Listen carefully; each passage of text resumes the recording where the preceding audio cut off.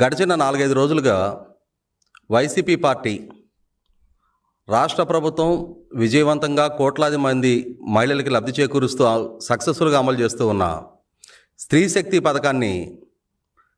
రకరకాల కువిమర్శల పాలు చేస్తూ ప్రభుత్వానికి దురుద్దేశాలు ఆపాదిస్తూ ప్రభుత్వం ఈ పథకాన్ని రద్దు చేయబోతుంది అన్నట్టుగా దుష్ప్రచారం చేస్తూ ఉన్న తీరు మనందరం చూస్తూ ఉన్నాం. కానీ వైసీపీ పార్టీ 2019 ఎన్నికలకు ముందు ఏ విధానాలను అవలంబిస్తూ వచ్చారో, ఏ దుష్ప్రచారాలు చేస్తూ ఇదే తమ రాజకీయ విధానంగా వాళ్ళు చలామణి చేస్తూ వచ్చారో, 2019 ఎన్నికల ఫలితాలకి ఏది వాళ్ళు సక్సెస్ ఫార్ములాగా ఎంచుకున్నారో అదే విధానాన్ని ఈరోజు కూడా అమలు చేస్తూ ప్రతి సక్సెస్ఫుల్గా నడుస్తున్న పథకానికి కూడా ఏదో ఒక రకమైన వక్రభాష్యాలు చెప్తూ ప్రజల్లో ప్రభుత్వం పట్ల వ్యతిరేకత పెంచగలము అని చెప్పని ఒక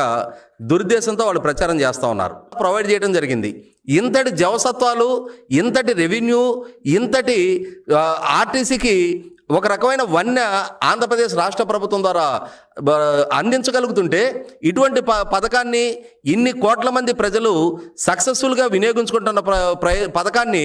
రాష్ట్ర ప్రభుత్వం రద్దు చేయబోతుంది అనే ఒక రకమైన దుష్ప్రచారాన్ని వైసీపీ చేయడం అనేది 100% ఆక్షేపణీయం.